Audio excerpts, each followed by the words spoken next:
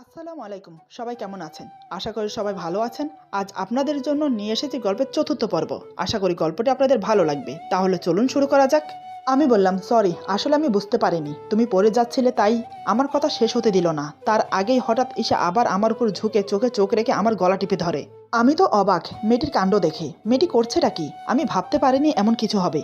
ঈশা বলে, তাই ধরতে বাধ্য হয়েছেন কি? তাই তো, এটা সবাই বলে। ধরার নাম করে মজা লুটে নেবে, তারপর বলবে আমি তোমাকে সাহায্য করছিলাম মাত্র।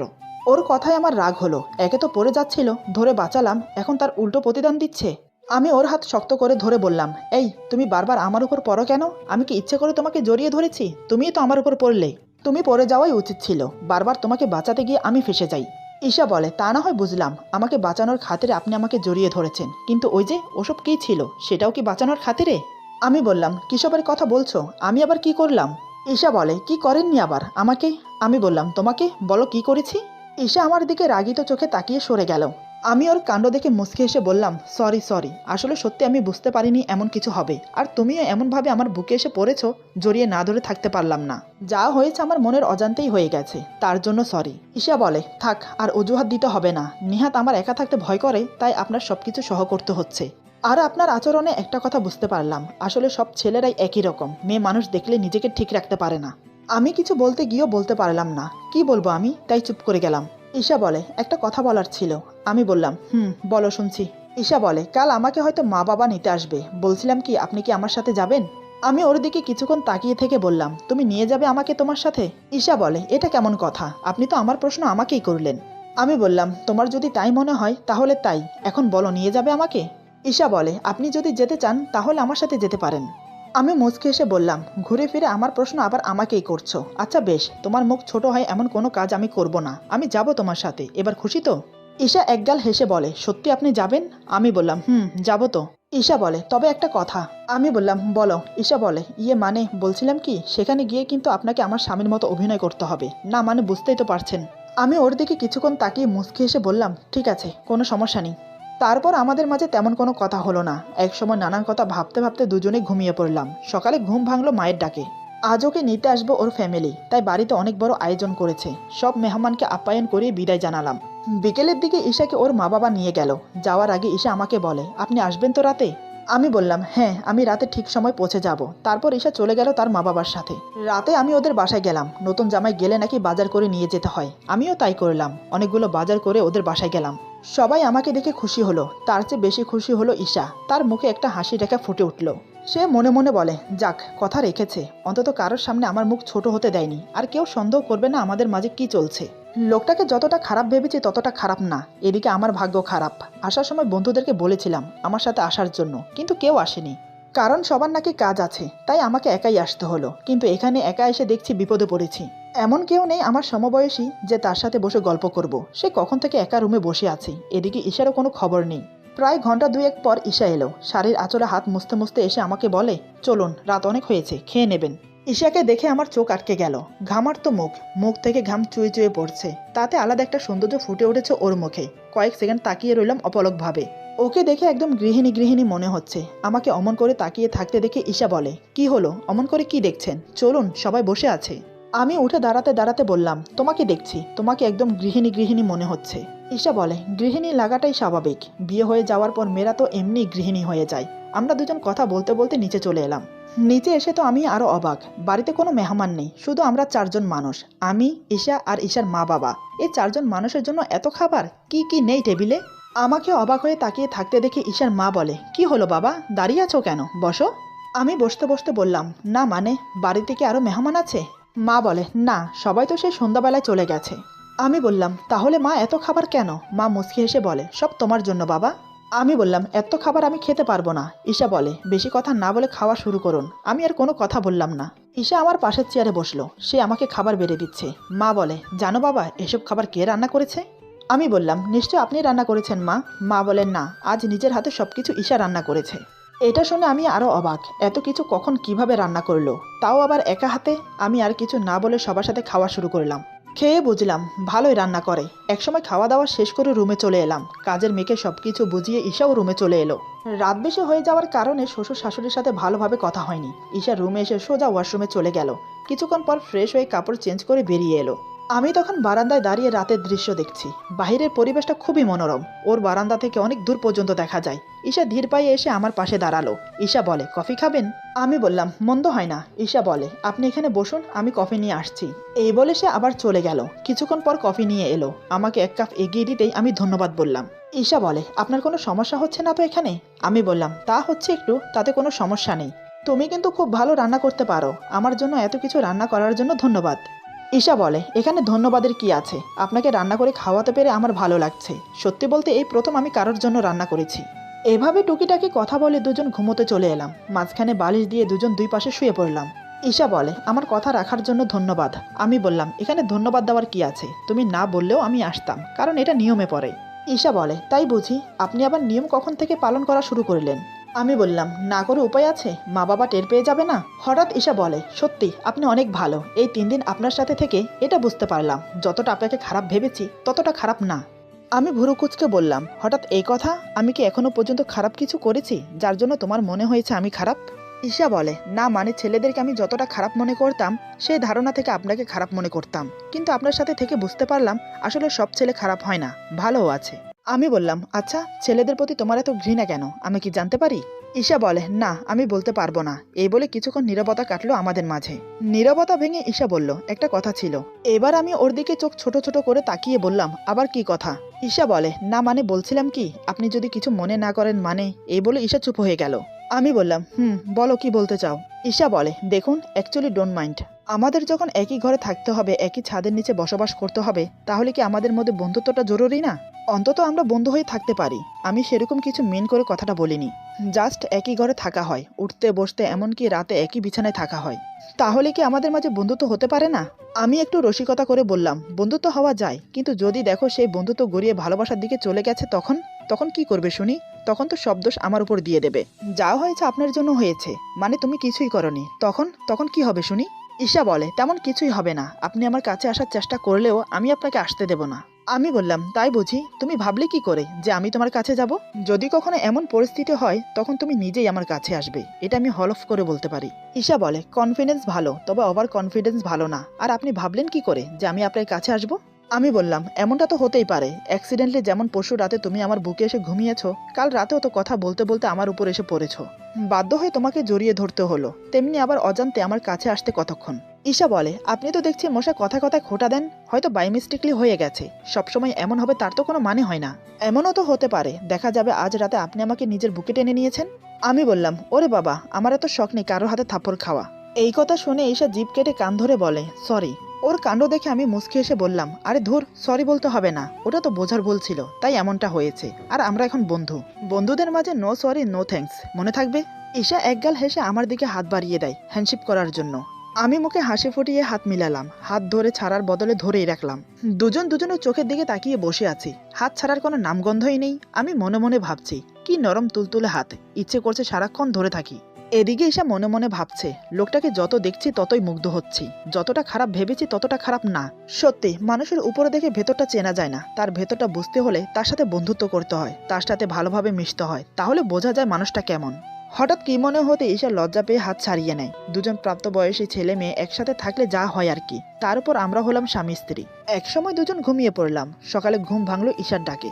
আমি ঘুম ঘুম চোখে উঠে দেখি ঈশা হালকা গোলাপি একটা শাড়ি পরে হাতে চা নিয়ে আমার সামনে দাঁড়িয়ে আছে। মাথার চুল পরিপাটি করে আঁচড়ানো, হাত ভর্তি গোলাপি কাচের চুড়ি, চোখে মোটা করে কাজল দেওয়া, সব মিলিয়ে ওকে গোলাপি পরীর মতো লাগছে। আমার চোখ দুটো ওর দিক থেকে সরতেই চাইছে না। ঈশা ব্যাপারটা বুঝতে পেরে বলে, কি মশাই, যেভাবে তাকিয়ে আছেন মনে হচ্ছে আমাকে এর আগে কখনো দেখেননি। আমি স্বাভাবিক হয়ে বসে বললাম, সকাল সকাল ঘুম থেকে উঠে গোলাপি পরী দেখব সেটা তো ভাবতে পারিনি। মনে হয় স্বপ্ন দেখছি। এই, আমি কি স্বপ্ন দেখছি সত্যি সত্যি?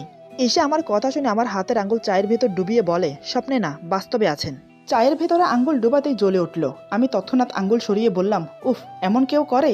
তুমি তো দেখছি একদিন আমাকে জ্বালিয়ে দেবে। ঈশা বলে, তো কি করব? আপনি তো বসে বসে জেগে জেগে স্বপ্ন দেখছেন। আমি বললাম, তোমাকে কে বলেছে গোলাপি পরী সেজে আমার সামনে আসতে? ঈশা বলে, আমি কোনো পরী নই, জলজ্যান্ত একজন মানুষ। আমি কেন শুধু শুধু পরী হতে যাব? পরী হলে কি আর আপনাকে বিয়ে করতাম? আমি বললাম, তো কাকে বিয়ে করতে শুনি? নিশ্চয় কোনো রাজকুমারকে ফাঁসাতে। ঈশা বলে, ফাঁসাতে যাব কেন? আমি পরি হলে রাজকুমার এমনি আমার পিছু পিছু ঘুরতো। আমি বললাম, রাজকুমারের আর খেয়ে কাজ নেই, তোমার পিছু ঘুরবে। ঈশা বলে, আপনি না একটু বেশি কথা বলেন। আমি বললাম, যা বাবা, কথা না বললেও দোষ, কথা বললে বলে আমি নাকি বেশি কথা বলি, এজন্যই বলে মেয়েদের সাথে ঝগড়ায় পাল্লা দিয়ে পারা যায় না। ঈশা বলে, দেখুন এবার কিন্তু বেশি হয়ে যাচ্ছে, চাটা কিন্তু ঠান্ডা হয়ে যাচ্ছে। আমি বললাম, এখানে রাখো, আমি ফ্রেশ হয়ে আসছি। এই বলে আমি বিছানা থেকে নেমে ঈশার কানের কাছে ফিসফিস করে বললাম, সত্যি তোমাকে আজ অপূর্ব লাগছে, একদম একটা পেতনির মতো। এই বলে ওয়াশরুমে চলে গেলাম ফ্রেশ হতে। আমার কথা শুনে ঈশার রেগে মেগে আগুন। ঈশা মনে মনে বলে, ফাজিল লোক একটা। প্রথমে বলে আমাকে নাকি পরীর মতো লাগছে, এখন বলে আমি কিনা পেতনি, যত্ত সব। এই বলে চলে গেল। কিছুক্ষণ পর আমি ফ্রেশ হয়ে বেরিয়ে চাটা খেয়ে নিচে চলে গেলাম। গিয়ে দেখি সবাই বসে আছে। আমি বুঝলাম আমার জন্যই অপেক্ষা করছে। আমি যেতেই সবাই মিলে একসাথে নাস্তা করতে বসে গেল। নাস্তা করে আমি আর এসে একটু ঘুরতে বের হলাম আশেপাশে। ওদের এলাকাটা ঘুরিয়ে ঘুরিয়ে আমাকে দেখালো। দুপুরের দিকে ফিরে এসে ফ্রেশ হয়ে সবাই খাওয়া দাওয়া করে যার যার রুমে চলে গেল। আমি আর ঈশা গল্প করে বিকেলটা কাটিয়ে দিলাম। রাতে খাওয়া দাওয়ার পর ঈশা বলে, ছাদে যাবেন? আমি বললাম, এত রাতে ছাদে? ঠিক আছে চলো। বুঝতে পারছি ওর যেতে ইচ্ছে করছে, তাই আর না করলাম না। দুজন ছাদে গিয়ে রেলিংয়ের পাশে দাঁড়ালাম। বেশ ঠান্ডা ঠান্ডা ভাব, আকাশে পূর্ণিমা চাঁদ, তারাগুলো মিটিমিটি করে জ্বলছে। দেখতে ভারী সুন্দর লাগছে। ঈশা বলে, পরিবেশটা খুব সুন্দর তাই না? আমি বললাম, যা বলেছ। ঈশা বলে, এমন সুন্দর চাঁদনি রাতে ছাদে আসতে আমার খুব ভালো লাগে, কিন্তু। আমি বললাম, কিন্তু কি, ভয় পাও? ঈশা বলে, আরে না, ভয় পেতে যাব কেন, আসলে তেলাপোকার জন্য। আমি অবাক হয়ে বললাম, তেলাপোকা? ঈশা বলে, হ্যাঁ, আমাদের ছাদে অবশ্য নেই, পাশের ছাদ থেকে উড়ে আসে। আমি বললাম, তেলাপোকা আসলে তাতে কি? ঈশা বলে, ওরে বাবা, আমি তেলাপোকাকে ভীষণ ভয় পাই। আমি বললাম, এখন যদি একটা উড়ে এসে তোমার গায়ে পড়ে তখন কি করবে? ঈশা বলে, আমি তো মরেই যাব। আমি বললাম, এত ভয়? ঈশা বলে, এই একটা জিনিসই আমি এত বেশি ভয় পাই। আমি বললাম, তার জন্য তুমি আসার সময় ছাদের লাইট জ্বালিয়ে এসেছো কি, তাই তো? ঈশা বলে, নয়তো কি, অন্ধকারে গায়ে এসে পড়লে দেখবো কিভাবে? হে আল্লাহ, আজ যেন কোনো তেলাপোকা না আসে, মান সম্মান রেখো। মনে মনে কথাটা বলে, কিন্তু আল্লাহ হয়তো শোনেনি ওর কথা। আমি অন্যমনস্ক হয়ে অন্যদিকে তাকিয়ে আছি। ঈশা আমার পাশে দাঁড়িয়ে। হঠাৎ কোত্থেকে যেন উড়ে এসে বড় একটা তেলাপোকা ওর গায়ে পড়লো। ঈশা খেয়াল করেনি, কিন্তু আমার চোখে পড়লো।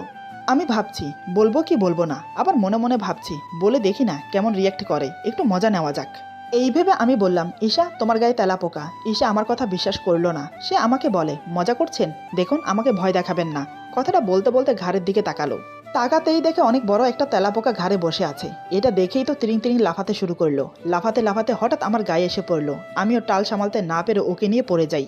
আমি নিচেই, ঈশা আমার বুকের উপর শক্ত করে আমাকে জড়িয়ে ধরে আমার বুকে মুখ গুজে দিয়েছে। ঈশা বলে, আমাকে বাঁচান প্লিজ, তেলাপোকাটাকে সরান, আমার ভীষণ ভয় করছে। আমি বললাম, কিচ্ছু হবে না, আমি আছি তো, আর এই দেখো তুমি আমার বুকে আছো। ঈশা বলে, আমি কিছু শুনতে চাই না, আমাকে ধরে রাখুন। ওর কথা শুনে আমি ওকে শক্ত করে জড়িয়ে ধরলাম। ঈশা ভয়ে জোরে জোরে নিঃশ্বাস ফেলছে আমার বুকে। ধীরে ধীরে ওর বাঁধন আরো শক্ত হতে লাগলো। এদিকে আমি আমার নিয়ন্ত্রণ হারিয়ে ফেলছি। এমনত অবস্থায় নিজেকে ধরে রাখা অনেক কঠিন। আমি ওর পারছি না। অজান্তেই আমার দুটো হাত ওর শাড়ি ভেদ করে পিঠে বিচরণ করতে লাগলো। দু হাত দিয়ে ওর কোমর ধরে আরেকটু উপরে নিয়ে এসে ওর ঠোঁটে ঠোঁট ডুবিয়ে দিলাম। এক হাতে পিঠ শক্ত করে নিজের সাথে চেপে ধরি, অন্য হাতে চুলের মুঠি ধরে ঠোঁটে গভীরভাবে কিস করতে লাগলাম। এমনভাবে আঁকড়ে ধরলাম ওর ঠোঁট যে নিজেকে ছাড়াতেও পারছে না। দু হাতে আমার বুক খামচে ধরেছে। ওর নখ ফুটে যাচ্ছে আমার বুকে, সেদিকে আমার কোনো খেয়ালই নেই। ঈশার নিঃশ্বাস বন্ধ হয়ে আসছে। সে আর পারছে না, নিজেকে ছাড়ানোর অনেক চেষ্টা করছে, কিন্তু তাও পারছে না। এবার সে চিৎকার করে কান্না করে দেয়। ওর কান্নার শব্দে আমার ধ্যান ভঙ্গ হলো। আমি তৎক্ষণাৎ ওকে ছেড়ে দিলাম। ঈশা লাফিয়ে উঠে জোরে জোরে নিঃশ্বাস নিচ্ছে। আমি উঠে দাঁড়াতেই হঠাৎ সে আমাকে সজোরে একটা থাপ্পড় মারে। ঈশা কান্না করতে করতে বলে, আপনি একটা জানোয়ার, খুবই একটা খারাপ লোক। আপনার প্রতি আমার যে ধারণাটা জন্মেছে সেটা আপনি মিথ্যে প্রমাণিত করে দিলেন। যে বিশ্বাসটা জমেছে সেটা এক নিমেষে ভেঙে দিলেন। ছি, সুযোগ পেলেই বুঝি সদ্ব্যবহার করতে হয়। আমরা মেয়ে বলে কি মানুষ না? মেয়ে দেখলেই কি আপনাদের মতো ছেলেদের নেশা জেগে ওঠে? আমি আপনাকে কখনো ক্ষমা করব না। এই বলে কান্না করতে করতে দৌড়ে চলে গেল। আমি সেখানে পাথরের মুক্তির মতো দাঁড়িয়ে আছি। ওর কথায় আমি কিচ্ছু মনে করিনি। ওর উপর রাগও হচ্ছে না আমার, কিন্তু রাগ হচ্ছে নিজের প্রতি। আসলে দোষটা আমার, আমি নিজেকে কন্ট্রোল করতে পারিনি। কিন্তু আমি এবার কি করব? প্রতিবার মেয়েটা যদি আমার বুকে এসে ঝাঁপিয়ে পড়ে, তাহলে আমি পুরুষ হয়ে কি করে নিজেকে আটকাবো? নিজের প্রতি নিজেরই রাগ হচ্ছে এখন। বারবার একই ভুল করছি আমি। ও তো ঠিকই বলেছে, আমি একটা জানোয়ার। মাথা ফেটে যাচ্ছে আমার রাগে। তাই আর নিজেকে ধরে রাখতে পারলাম না। ছাদের রেলিংয়ের সাথে দু হাত দিয়ে দুটো ঘুষি মারলাম। তাতেই দু হাত ফেটে রক্ত পড়তে লাগলো। সেদিকে আমার কোনো খেয়াল নেই। কোন মুখে দাঁড়াবো আমি ঈশার সামনেই? দু হাতে মাথার চুল খামচে ধরে রেলিংয়ের সাথে হেলান দিয়ে বসে পড়লাম। ইচ্ছে করছে না নিচে যেতে। শ্বশুর বাড়িতে এসে এমনটা করা আমার একদম উচিত হয়নি। চলেও যেতে পারবো না, তাহলে ঈশার মুখ ছোট হয়ে যাবে। নিজেরও একটা মান সম্মান বলে কিছু আছে। সেখানেই বসে দু হাঁটুর উপর হাত ভাঁজ করে দিয়ে মুখ গুজে বসে রইলাম। চোখ থেকে টপ টপ করে জল পড়ছে কোলে। পুরুষ মানুষ সহজে কান্না করে না। যখন সে অসহায় হয়ে যায়, অতিরিক্ত কষ্ট পায়, তখন সে কান্না করে। আমাকে কেউ কষ্ট দেয় না, বরং আমি সবাইকে কষ্ট দিয়ে নিজেই কান্না করি। কেন হয় আমার সাথে এমন? রেলিংয়ের পাশে বসে মনে মনে এসবই ভাবছি। এদিকে ঈশার রুমে গিয়ে শুয়ে শুয়ে কান্না করছে। ও ভাবতে পারেনি আমি ওর সাথে এমন করব। ঈশা মনে মনে বলে, হে আল্লাহ, কেন হয় আমার সাথে এমন? আমার জানা মতে আমি তো কারোর কোনো ক্ষতি করিনি, তাহলে কেন বারবার আমার সাথে এমন হয়? একবার তো নিজের সর্বোচ্চ হারিয়ে শূন্য হয়ে গেছি, সেই পরিস্থিতির মুখোমুখি কেন বারবার হতে হয়? তার চেয়ে বরং তুমি আমাকে উঠিয়ে নাও। আমি আর চাই না এই নরকের দুনিয়ায় থাকতে, যে দুনিয়ার ছেলেরা মেয়েদেরকে সম্মানের বদলে অসম্মান করতে ব্যস্ত থাকে। আমি আর পারছি না এসব নিতে। এসব ভাবছে আর কান্না করছে। ভাগ্যিস তখন বাড়ির সবাই ঘুমিয়ে গেছে, তা না হলে কি যে হতো কে জানে। এভাবে প্রায় অনেকটা সময় কেটে যায়। ঈশা কান্না করতে করতে ক্লান্ত হয়ে পড়ে। বিছানা থেকে উঠে চোখে মুখে পানি দিয়ে ফ্রেশ হয়ে নেয়। ঘড়ির দিকে তাকিয়ে দেখে রাত 2টো বাজে, অথচ আমি এখনো রুমে আসিনি। ঈশার ইচ্ছা করছেন আমার সাথে কথা বলতে, কিন্তু না বলেও উপায় নেই, কারণ আমি বর্তমান ওর বাড়িতে। আমার সাথে কথা না বলা, আমাকে অবহেলা করা, এটা খারাপ দেখায়। তাই সে ইচ্ছা না থাকা সত্ত্বেও আমাকে ডাকতে আসে। এদিকে আমি কান্না করতে করতে কখন যে ঘুমিয়ে পড়েছি ওভাবে আমি নিজেও জানি না। চোখের জলে আর হাতের রক্ত মিশে জামা কাপড় ভিজে গেছে। ঈশা এসে দেখে আমি রেলিংয়ের সাথে হেলান দিয়ে মাথা নিচু করে বসে আছি। সে ধীরে ধীরে আমার সামনে এসে দাঁড়ায়। সামনে এসে দাঁড়াতেই চমকে ওঠে। হাত থেকে এখনো একটু একটু করে রক্ত পড়ছে। অনেকটা জায়গা জুড়ে রক্তে ভেসে আছে। এটা দেখে ওর মনের ভেতর মোচড় দিয়ে উঠল। মুহূর্তে ওর রাগ অভিমান সব উধাও হয়ে গেল। সে মনে মনে বলে, ওনার তো একার দোষ নেই, আমারও তো দোষ আছে। আমি বারবার ওনার বুকে ঝাঁপিয়ে পড়ি, কাজটা হয়তো আমি ঠিক করিনি। ঈশা আর ভাবতে পারছে না। সে চট করে আমার হাত ধরে ডাকতে লাগলো। ঈশা বলে, এই যে শুনছেন? ওর হাত ধরে ঝাঁকানিতে আমি মাথা তুলে ওর দিকে তাকাই। দেখে কান্না করতে করতে আমি চোখ মুখ ফুলিয়ে ফেলেছি। এটা দেখে ওর খুব মায়া হলো, কিন্তু সে মায়া প্রকাশ না করে রাগে ফেটে পড়ল আমার উপর। ঈশা চেঁচিয়ে বলে, কি করেছেন আপনি? হাত কিভাবে কেটে গেল? দেখুন তো কতটা রক্ত পড়েছে হাত থেকে। কি ভাবেন আপনি নিজেকে?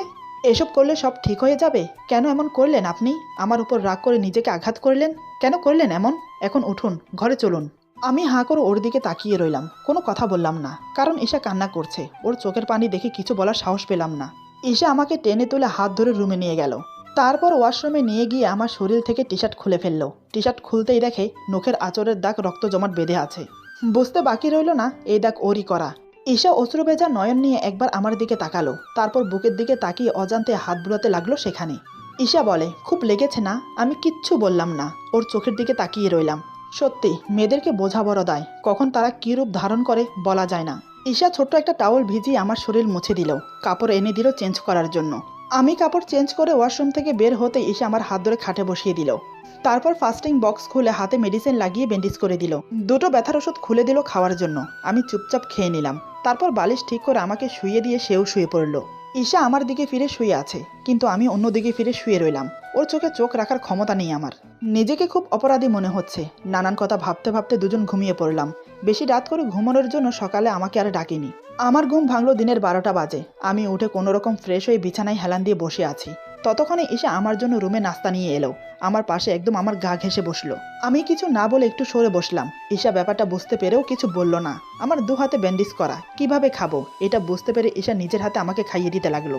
আমিও কিছু না বলে চুপচাপ খেয়ে নিলাম। একবারের জন্য ওর মুখের দিকে তাকাইনি, নিচের দিকে তাকিয়েছিলাম। এসে আমাকে নাস্তা খাইয়ে মেডিসিন খাইয়ে দিয়ে নিচে চলে গেল। সেও আমার সাথে কথা বলছে না। দুপুরের দিকে সবাই খেতে বসে আমাকে খুঁজছে। ঈশা বলে, ওনার শরীর একটু খারাপ, হাতে একটু ব্যথা পেয়েছে। এটা শুনে তো আমার শ্বশুর শাশুড়ি দুজনেই অবাক। হাতে কি করে ব্যথা পেলাম এটাই যেন তাদের মাথায় আসছে না। আমার শ্বশুর বলে, সে কি রে, কখন কিভাবে ব্যথা পেল? ঈশা বলে, কাল রাতে তোমরা ঘুমিয়ে যাওয়ার পর আমরা একটু ছাদে গিয়েছিলাম। সেখানে দরজার চিপায় 2 হাত আটকে গিয়ে ব্যথা পেয়েছে। অনেকটা কেটে গেছে 2 হাতে। আমি মেডিসিন লাগিয়ে ব্যান্ডেজ করে দিয়েছি। বাবা, তুমি একজন ডাক্তার ডেকে নিয়ে আসো। মা বলে, তোর আকল জ্ঞান বলতে কিছু আছে? রাতে ছেলেটার হাত কেটেছে, আর তুই আমাদেরকে এখন বলছিস? ছেলেটা মনে মনে কি ভাবছে বলতো? বাবা বলে, আমি এখনই ডাক্তারকে ফোন করছি। এই বলে বাবা উঠে চলে গেল ডাক্তারকে ফোন করতে। এদিকে হাতের ব্যথায় আমার গায়ে জ্বর এসেছে, তাই আমি চাদর মুড়ি দিয়ে শুয়ে আছি। প্রায় আধা ঘন্টা পর ডাক্তার এলো। আমার হাতের ব্যান্ডেজ খুলে আবার নতুন করে মেডিসিন লাগিয়ে ব্যান্ডেজ করে দিল। কিছু ওষুধ লিখে দিয়ে চলে গেল। যাওয়ার সময় বলে গেল, ভয়ের কিছু নেই, হাতের ব্যথার কারণে জ্বর এসেছে, নিয়মিত ওষুধ খেলে ঠিক হয়ে যাবে। আর হ্যাঁ, কিছুক্ষণ পরপর মাথায় পানি পটি দেবেন, তাহলে জ্বর তাড়াতাড়ি কমে যাবে। এই বলে ডাক্তার চলে গেল। আমি চোখ বন্ধ করে শুয়ে আছি। চোখ খুলে তাকাতে পারছি না, চোখ দুটো খুব জ্বালা করছে। ডাক্তারের পিছু পিছু আমার শ্বশুর শাশুড়ি চলে গেল। ঈশা ঠায় দাঁড়িয়ে আমাকে দেখতে লাগলো। সে মনে মনে বলে, যা হয়েছে আমার জন্য হয়েছে। কেন যে আমি রাগের মাথায় থাপ্পড় মারতে গেলাম, কেন যে এতগুলো বাজে কথা শোনালাম, এইসব ভেবে পানি নিয়ে এসে আমার মাথায় পানি পট্টি দিতে লাগলো। প্রায় 2 দিনের সেবায় আমি সুস্থ হয়ে উঠলাম। এরই মধ্যে এসে আমার কাছে ক্ষমা চেয়ে নিয়েছে। আমি বললাম, এগুলো সবসময় হতেই থাকবে, বারবার ক্ষমা চেয়ে নিজেকে ছোট করো না। এভাবে 5 দিন কাটিয়ে শ্বশুরবাড়ি থেকে ঈশাকে নিয়ে চলে এলাম নিজের বাড়িতে। তারপর থেকে আমাদের জীবন ভালোই চলতে লাগলো। ঈশা আর আমি বন্ধু হবার পর থেকে একে অপরের সাথে অনেকটা ফ্রি হয়ে গেলাম। মাঝে মাঝে রাতে বাই মিস্টেকলি একে অপরের কাছে চলে আসতাম।